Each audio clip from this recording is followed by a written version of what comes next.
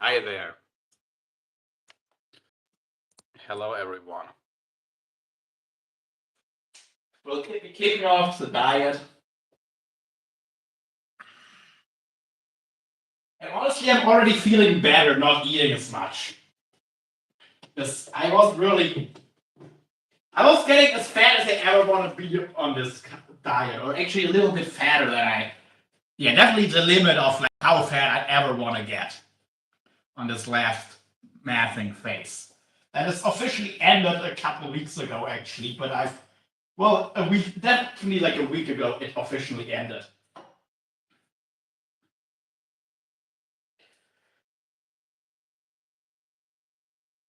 And I've just been phasing out the food, starting to eat a lot lower calories, and getting used to not eating as many carbs. It is weird because now I'll also have to start cooking smaller amounts of carbs. So I'm not eating that much anymore, you know?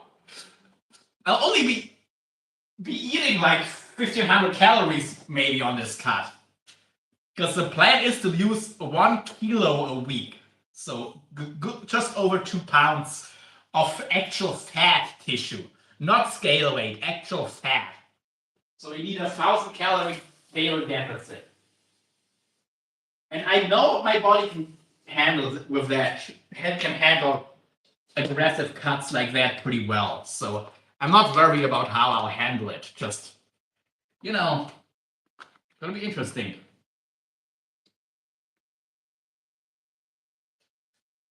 And our training is gonna be low volume, but we're not trying to gain on any lifts except 1 or 2 exercises that I just threw into the mix that I haven't been doing in a long time. Those exercises, obviously I'll go up in weight. But anything else, I'm taking my weight basically from 2 training weeks before or my final week. Basically, I'm kind of repeating in terms of rates and reps the last 2 weeks of my gaining phase, except with a lot less volume. Like I'm more or less cutting in half all the set numbers, but still doing about the same weight and about the same reps per set.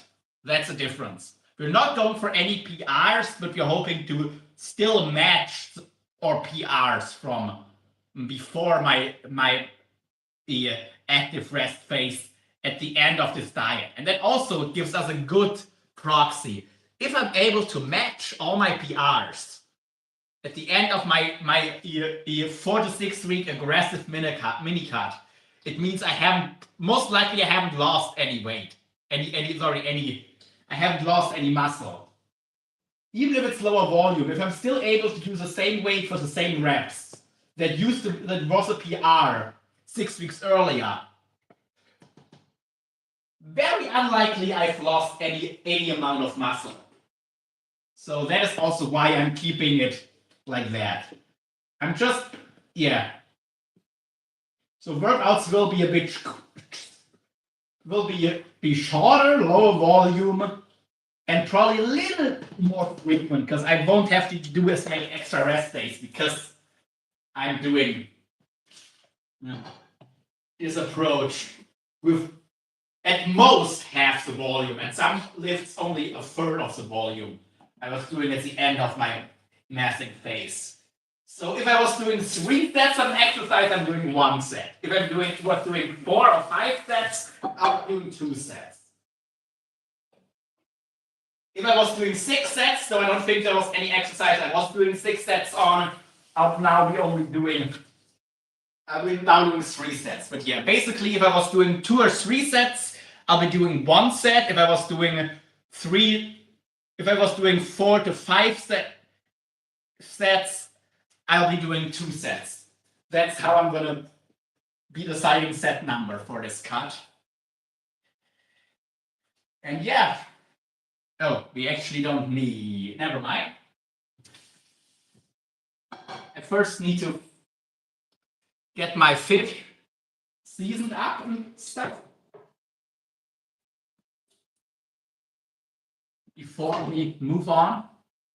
And I'm a really high energy. I'm actually excited to train again, which is a great sign. That means I did everything correctly. Also, because after an active rest phase, if you're not excited to train again, either you were pushing it too far before your break, or you were, or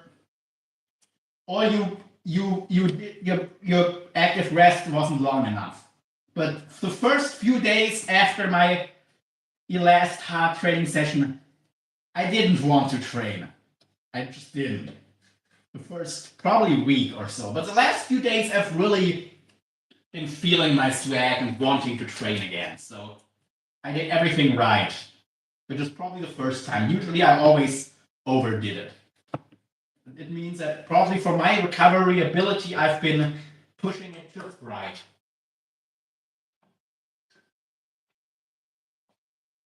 And one big thing that I learned is definitely listen more to my body than to what objectively would be or statistically would be ideal. Because, for example, I need lower frequency.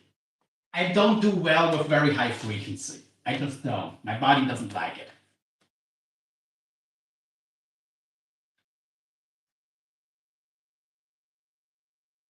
I think there is a lot of value in generally in high frequency training. Like it rains twice a week, but for me, not so much. Like 1 to 1.5 times a week seems to be where I get the best, where I perform the best. A lot of my muscles, really anything past once a week, just doesn't seem to work all that well. Hey there, Danny. Oh, sorry. I didn't want to give you the finger. Eat. Well, I'm actually dieting, but that's 250 grams of pollock. Dang. That's still over 200 grams. I need some smaller fillets.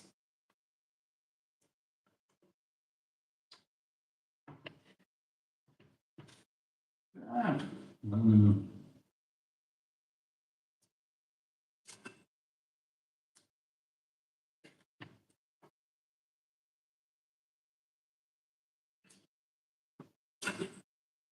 Yo, that's a bit under 200 grams. That's fine. We'll have some canola with that. That'll up the protein.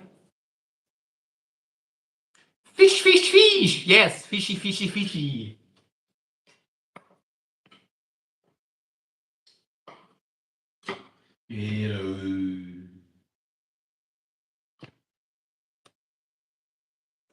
If we go to the cat, I was just taking out the pin bones of the fish, by the way.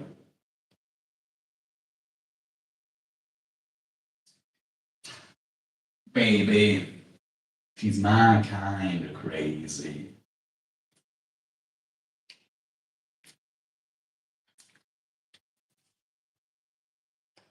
Okay, that was weird.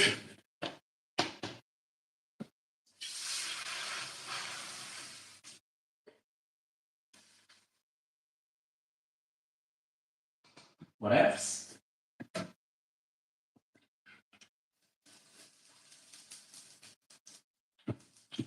My kind of crazy. Can't keep race loving never give. Okay.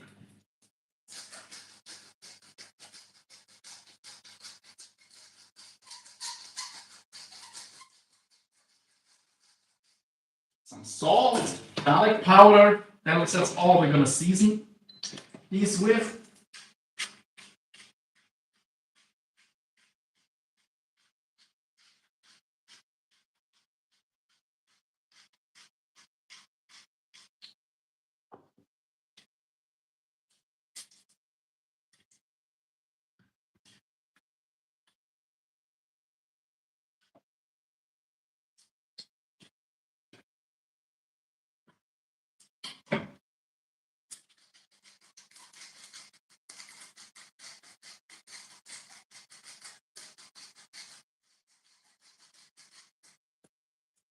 And I've got a grinder with garlic flakes.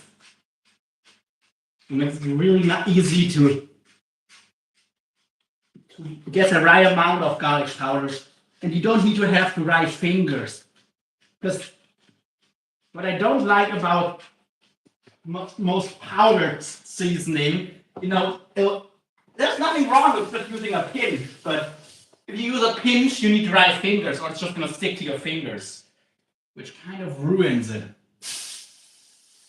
Okay, that kind of made it a bit too hot. But oh well. Can change it now. Let our coffee boil again. We're making Turkish style coffee. Oh, thanks, then perfect. Me? I don't. And today we'll be doing neck. Well, actually, no neck today. We'll be doing shoulders. What else? Shoulders and shoulders, triceps. I'm forgetting something. I know I am. Shoulders, biceps, triceps, and lower legs. That might be all we're doing today. Dang. Quite possibly so. Beautiful to you. Beating you down. Here's our quinoa.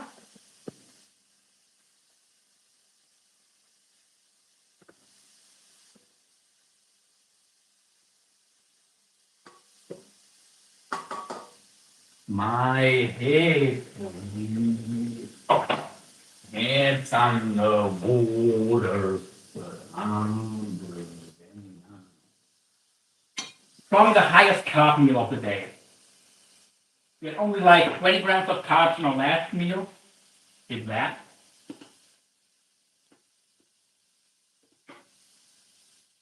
Your curves and all your edges. Let's grab some for the rest of the pollock. Hey, oh.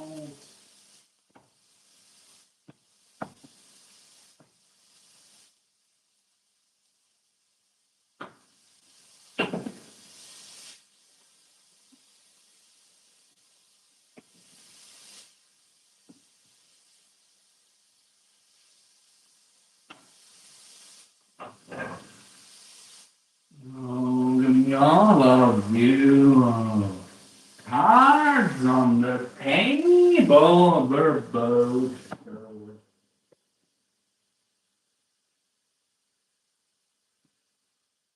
It's hard to solve.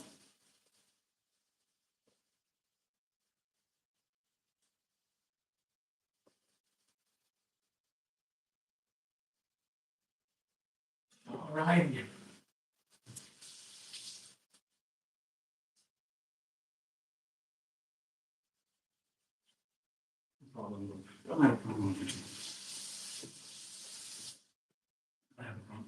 I'm allowed to talk to my family, but I'm talking. All righty.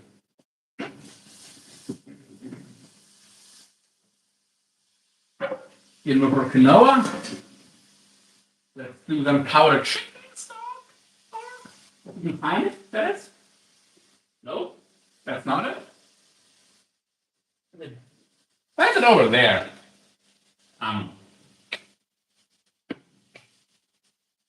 Anywho. No water, you have to be frosting liquid from a pollen.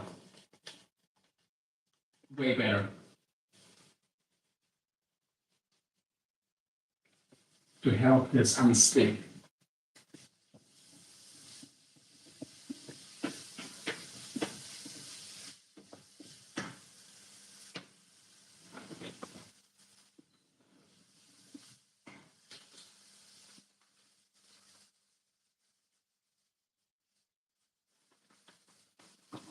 Shut my mouth and say.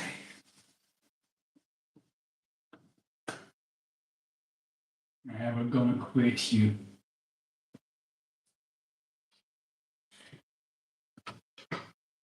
thinking about if we could totally sort of also use PVC for this meal.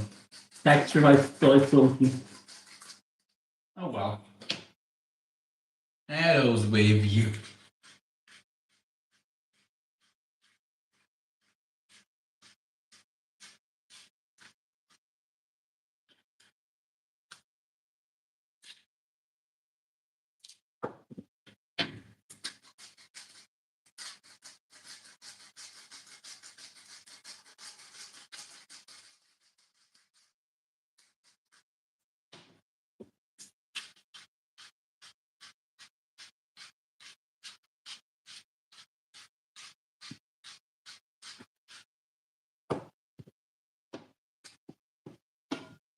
Okay, our food is done.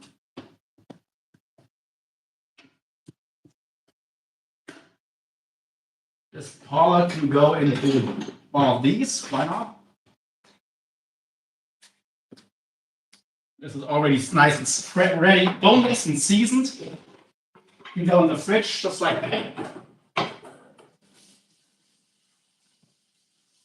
And I do put it uncovered into the fridge because I actually like that it's dry out a bit. But then make it less likely to stick to the pan and it'll get a better sear if it loses a little bit of moisture.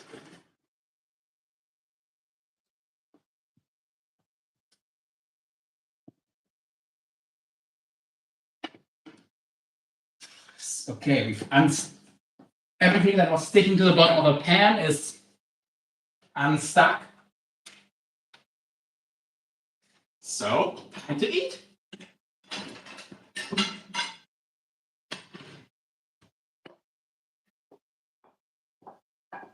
I know, not the prettiest meal, but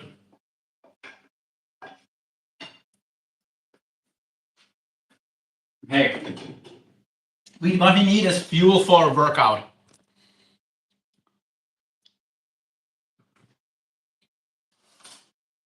We'll eat a lot more heavier seasoned.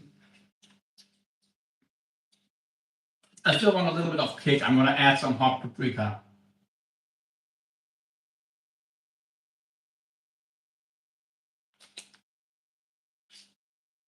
But yeah, my other meals are a lot heavier seasoned.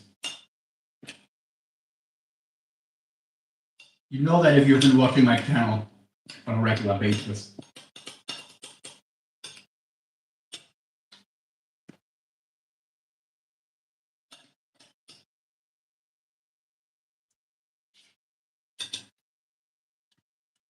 Mm-hmm. Better.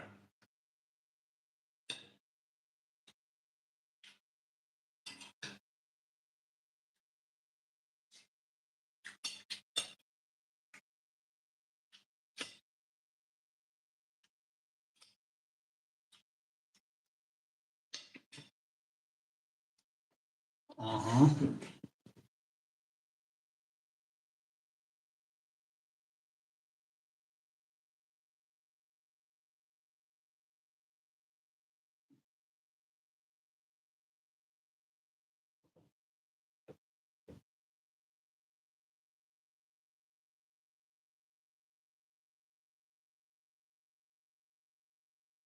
My joints actually feel really good at the moment. The whole. Okay, let's have the coffee. A little dash of maple syrup. Goes really well in coffee.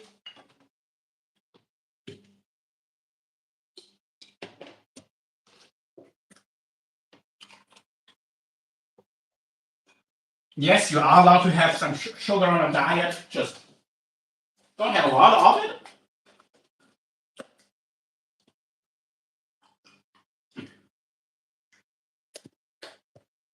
And this diet, my plan is to keep carbs higher than I normally would and just drop my fats because it's only a 1 month, it's only a 4-week mini cut, you know? It does probably still have some essential fats and stuff, but if I only get like 20, 30 grams of fat a day, totally fine. But I'll probably perform and feel better if I still eat a halfway decent amount of carbs, you know?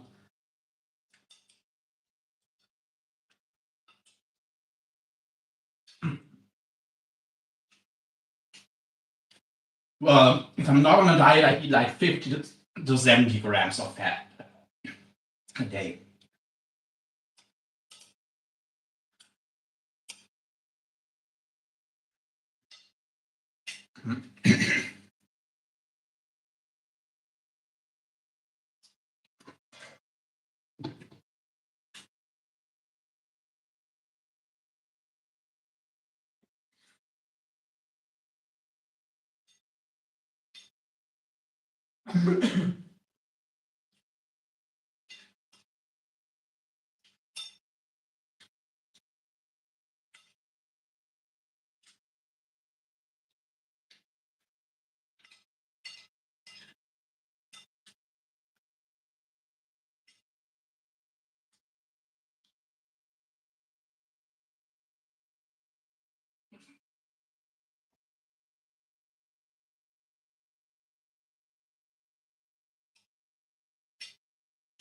Like for a person of my size, about 50 grams of fat is what I need. But your fat like your fat storage and your essential fat metabolism and whatever is very slow, you know. That system works really slowly, like changes in your fat profile and whatnot. So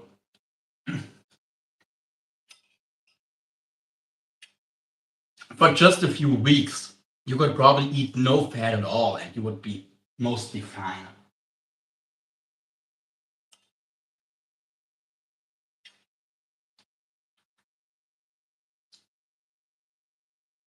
But if I don't have any carbs just for a few days, I'm definitely going to notice it.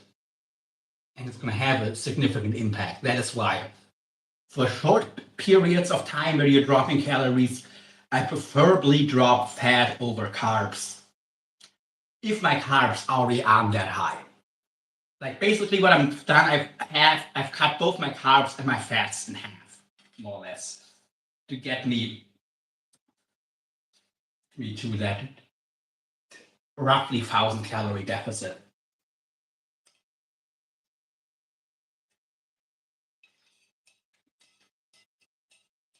I'm just starting to eat in that deficit because if you're not actually trading, you don't want to do stuff like this. If you want to lose weight and you're not trading, use it very slowly. Like half a pound a week, not 2 to 3 pounds a week. Because you're going to pay the price and losing a lot of lean tissue otherwise.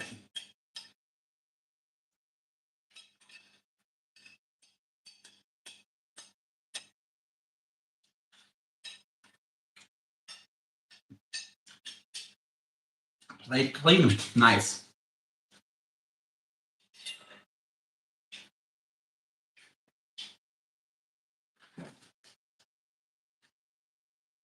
But since I know that I can handle large deficits well, and I can, oh, and I am going to be training, I'm not worried about losing muscle. And I'll see. If I can hit all of my PRs from the end of my gaining phase in the last week of my cut, I must have kept my muscle. Unless I know that my technique has gotten worse. But if I can hit the same weights for the same reps with the same technique last week of my cut as I did last week of my massing phase, I haven't lost anything. And anyway, after this mini cut, I'll just do a roughly 1 week to maybe 10-day mini deload, and then I'll start my next massing phase. It's going to be a slow massing phase. And in that deload, I'm already upping the calories because I'm deloading, you know? I want to do the deload roughly at maintenance, not in a surplus.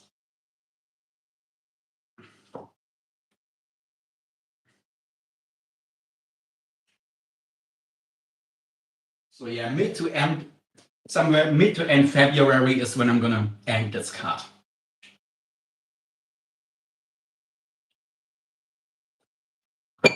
Oh.